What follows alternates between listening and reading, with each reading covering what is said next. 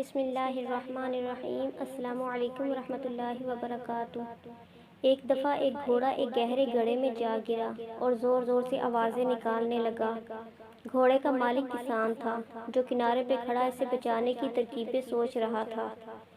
جب اسے کوئی طریقہ نہیں سوجھا تو ہار مان کر دل کو تسلی دینے لگا کہ گھوڑا تو اب بوڑھا ہو چکا ہے، وہ اب میرے کام کا بھی نہیں رہا، چلو اسے یوں ہی چھوڑ دیتے ہیں، اور گڑھے کو بھی آخر کسی دن بند کرنا ہی پڑے گا، اس لیے اسے بچا کر بھی کوئی خاص فائدہ نہیں۔ یہ سوچ کر اس نے اپنے پڑوسیوں کی مدد لی اور گڑھا بند کرنا شروع کر دیا۔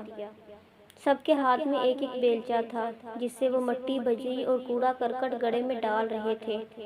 گھوڑا اس صورتحال سے بہت پریشان ہوا، اس نے اور تیز آواز نکالنی شروع کر دی۔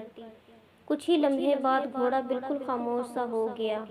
جب کسان نے جھانکا تو یہ دیکھ کر حیران رہ گیا کہ جب گھوڑے کے اوپر مٹی اور کچرا پھینکا جاتا ہے تب وہ اسے جھٹک کر اپنے جسم سے نیچے گرا دیتا ہے اور پھر گری ہوئی مٹی پر کھڑا ہو جاتا ہے۔ یہ سلسلہ کافی دیر تک چلتا رہا۔ کسان اپنے پڑوسیوں کے ساتھ مل کر مٹی اور کچرا پھینکتا رہا اور گھوڑا اسے اپنے بدن سے ہٹا ہٹا کر اوپر آتا گیا اور دیکھتے ہی دیکھتے اوپر تک پہنچ گیا اور باہر نکل آیا۔ یہ منظر دیکھ کر کسان اور اس کے پڑوسی سکتے میں آ گئے۔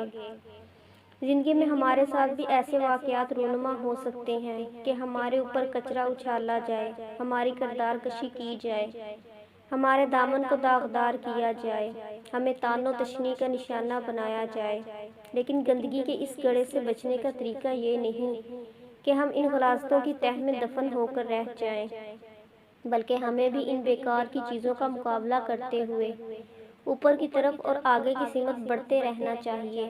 زندگی میں ہمیں جو بھی مشکلات پیش آتی ہیں وہ پتھروں کی طرح ہوتی ہیں، مگر یہ ہماری عقل پر منحصر ہے کہ آیا ہم ہار مان کر ان کے نیچے دب جائیں یا ان کے اوپر چڑھ کر مشکل کے کنویں سے باہر آنے کی ترکیب کریں۔